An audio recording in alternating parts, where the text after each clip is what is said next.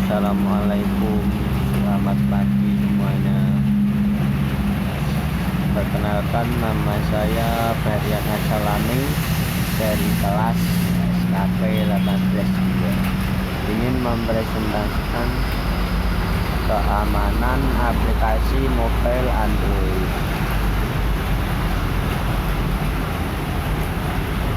Oke, di sini ada abstrak. Belakangan ini ancaman cyber berupa praktik spionase digital sering terjadi, terutama di sektor bisnis.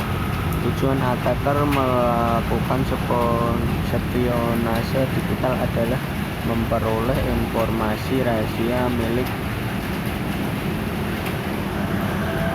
entitas dan atau personal tertentu untuk kepentingannya sendiri, seperti finansial, politik, dan lain-lain.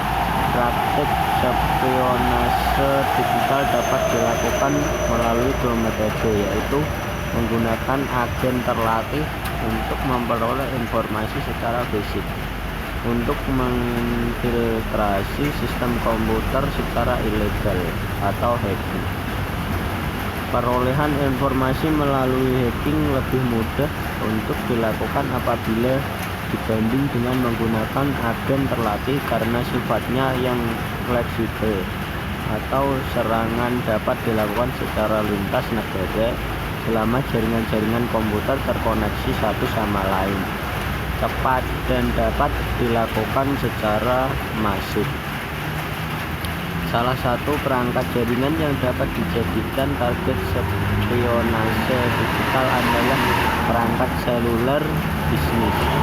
Sebelum attacker mengakuisisi informasi rahasia yang tersimpan di perangkat seluler, attacker harus mengendalikan perangkat seluler terlebih dahulu dengan mengkompromis perangkat seluler melalui perangkat lunak dan perangkat keras.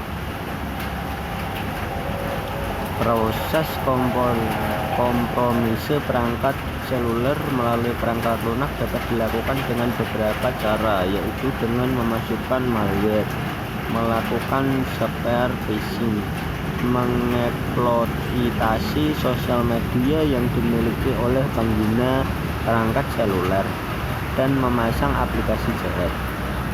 Proses kompromis perangkat seluler melalui perangkat keras dapat dilakukan dengan beberapa cara, di antaranya mengeksploitasi audio jack dan memasang chip mata-mata pada perangkat seluler. Makalah ini akan membahas mengenai operasi keamanan pada perangkat seluler bisnis dengan melibatkan konsep-konsep tata kelola perangkat seluler bisnis secara terpusat. Lanjut, berikut beberapa contoh attacker dalam mengkompromis perangkat seluler melalui perangkat lunak dan perangkat keras sebagai berikut. Flame. Malware Flame memiliki ukuran file yang cukup besar. Biasanya ukuran file malware ini diiringi dengan banyaknya fungsionalitas yang dimiliki oleh Flame. Flame terdiri atas beberapa modul, tetapi modul-modul tersebut hanya dibagi menjadi dua kategori, yaitu modul utama dan modul pendukung. Modul yang lebih kecil dari modul utama. Modul utama Flame merupakan file berformat DLL yang diberi nama MSSECMGR-OJX. Saat menginfeksi sistem komputer, MSSECMGR-OJX dapat berwujud big version atau small version. Untuk big version, ukuran file MSSECMGR-OJX adalah 6 MB karena modul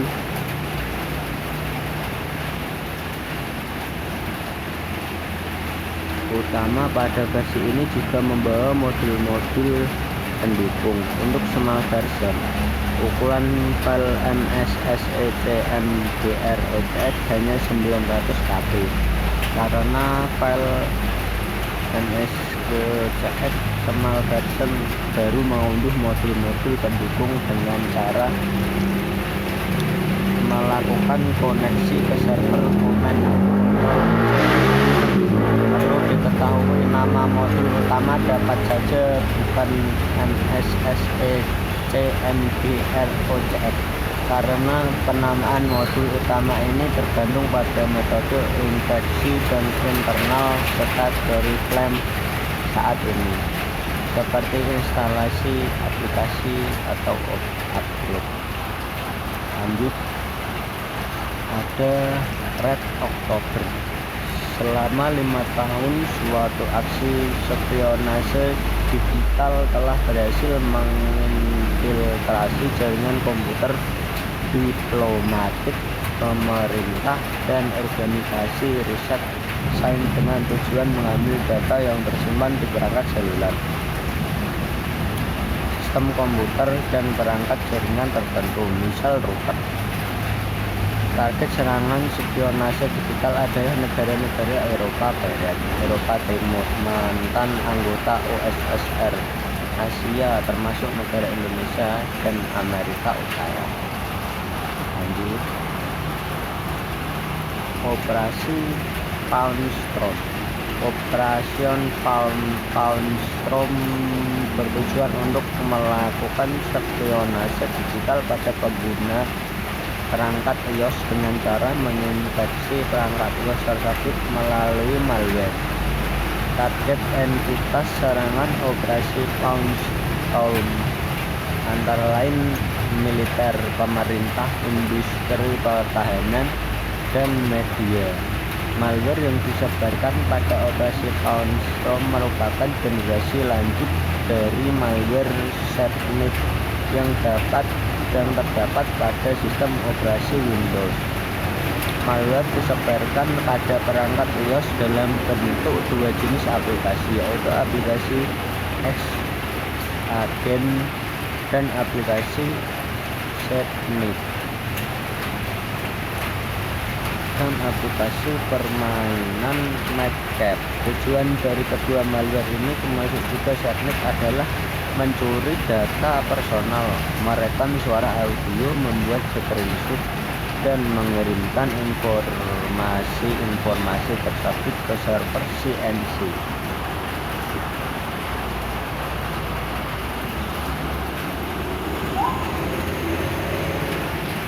Lanjut, ada spionase digital via audio cek perangkat seluler. Proses kompromis melakukan perangkat keras maupun salah satu alternatif yang dapat digunakan untuk melakukan spionase digital. Berdasarkan tren saat ini, proses kompromis melakukan perangkat lunak semakin sulit karena perangkat seluler didukung oleh sistem keamanan berbasis perangkat lunak yang semakin canggih. Terdapat suatu cara untuk menyerang perangkat seluler iPhone, Android, Windows Phone, dan BlackBerry dengan mengombinasikan fitur voice dialing yang dimiliki oleh perangkat seluler dengan microcontroller seperti Arduino. Selanjutnya ada backdoor dan prosesor MediaTek MT6580.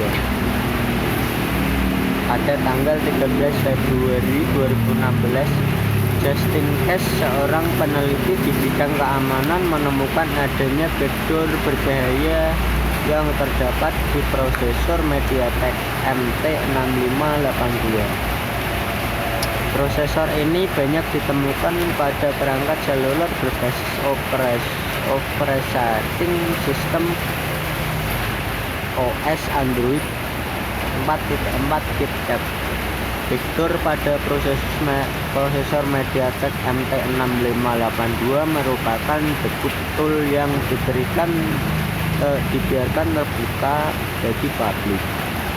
Seharusnya debug tool ini hanya dibuka untuk carrier yang ingin menguji coba kualitas jaringannya pada perangkat seluler.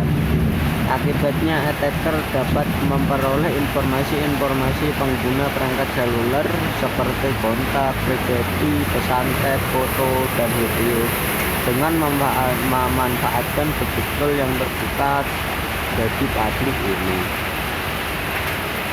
Walaupun kasus bocor ini tidak dilakukan secara sengaja oleh Mediatek, kasus ini memperlihatkan adanya potensi dipasangnya bocor secara sengaja pada perangkat keras atau perangkat lunak perangkat seluler. Selanjutnya ada Polriper. Polpad merupakan salah satu manufaktur smartphone terbesar di dunia. Namun Polpad mencederai kepercayaan narasumber dengan memasang fitur perangkat lunak secara sengaja pada produk smartphone Android-nya. Fitur ini dinamakan Polriper. Selanjutnya ada spionase digital via media sosial. Media sosial merupakan cara bagi seseorang untuk berkomunikasi dan bertukar informasi dengan pihak lain secara online, saling terhubung satu sama lain melalui jaringan komputer. Saat ini penggunaan media sosial sudah sangat masif karena manfaat yang disarankan oleh banyak entitas atau personal. Salah satu perangkat yang digunakan untuk mengakses media sosial adalah perangkat seluler karena perangkat ini bersifat portable sehingga memudahkan pengguna untuk mengakses media sosial di berbagai waktu dan tempat. Lanjut, rumusan masalah. Berdasarkan latar belakang masalah yang dapat dipaparkan, maka dapat dirumuskan sebagai pokok masalah yang diangkat pada makal hal ini, yaitu sebagai berikut. Apa saja kerentanan dan variasi jenis serangan yang dialami oleh perangkat seluler sehingga praktik spionase digital dapat dilakukan pada perangkat seluler bisnis. Apa itu kelola perangkat seluler bisnis secara terpusat? Apa saja komponen berbentuk arsitektur dan kapabilitas dari tata kelola perangkat seluler berbisnis secara terpusat? Bagaimana bentuk struktur dari operasi keamanan pada perangkat seluler bisnis? Tujuan makalah.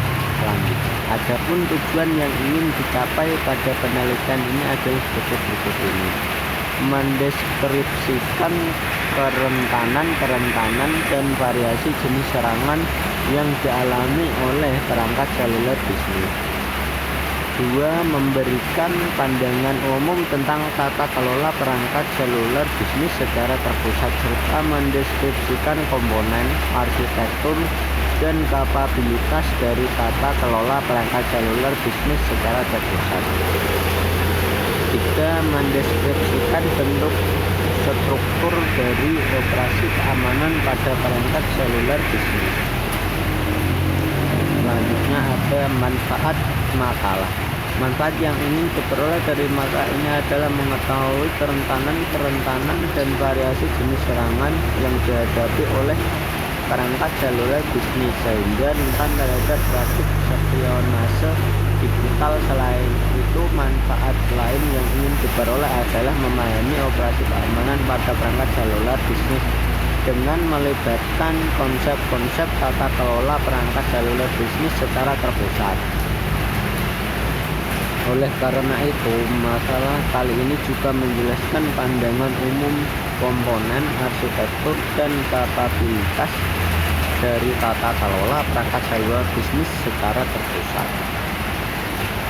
Selanjutnya ada batasan masalah. Berikut batasan masalah dari makalah ini. Deskripsi tentang kerentanan dan variasi jenis serangan yang dihadapi oleh perangkat seluler bisnis sesuai dengan NIST SP 800 strip 124 revision 1 dan revision 2324.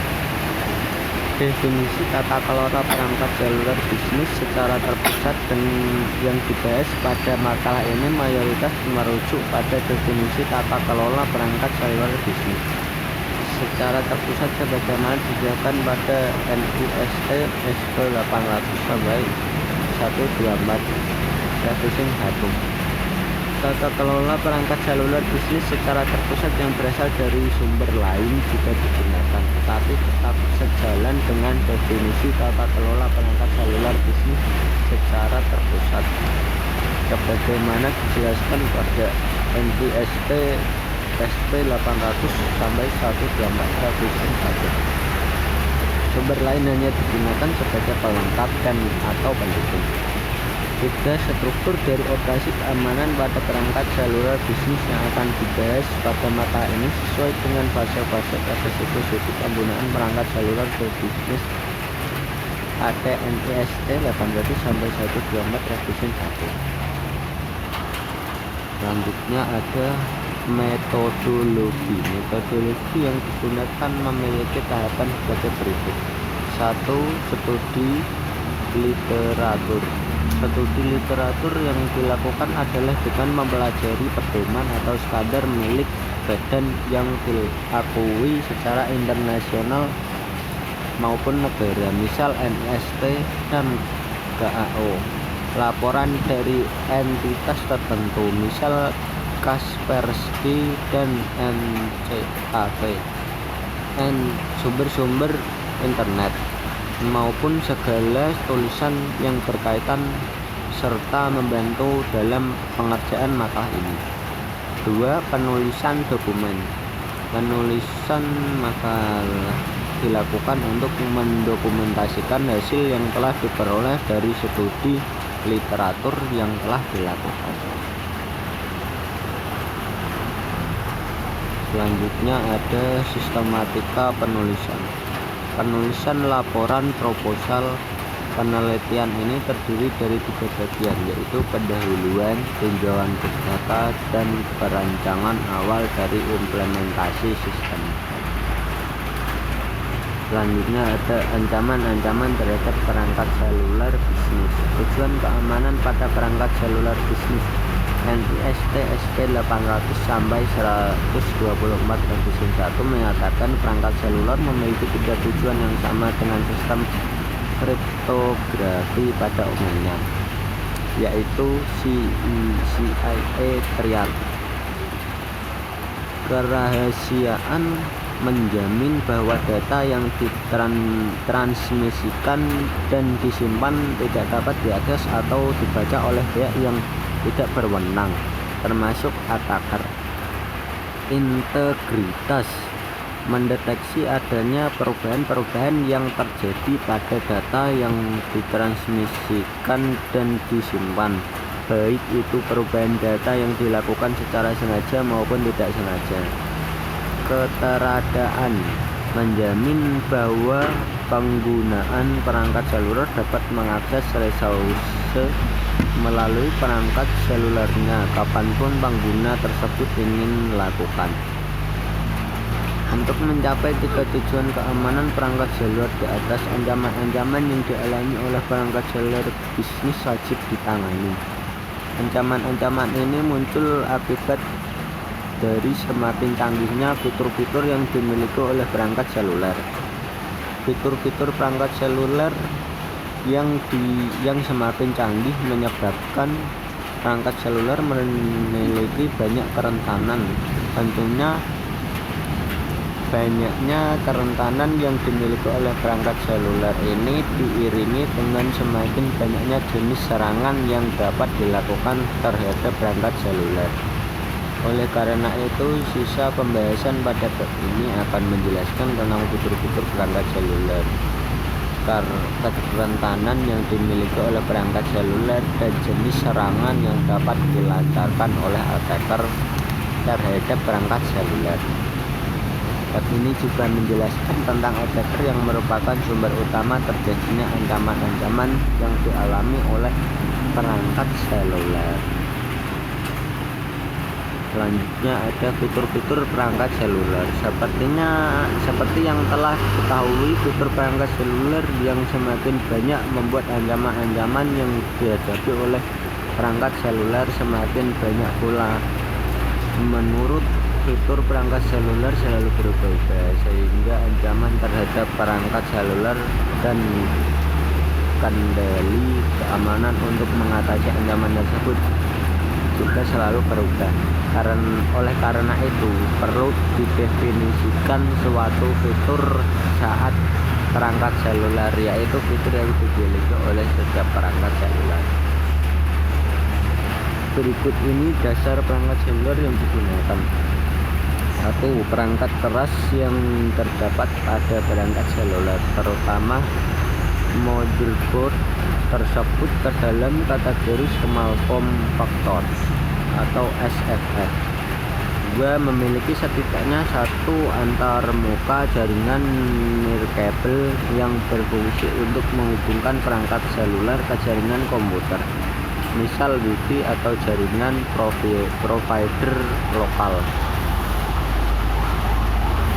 3. Memiliki tempat penyimpanan data yang non-removable, memiliki OS tetapi tidak sekompleks OS desktop atau laptop, dan perangkat seluler dapat memasang aplikasi melalui beberapa metode, salah satunya server pihak ketiga, misal Google Play Store, Apple App Store, Amazon, dan Humble Bundle.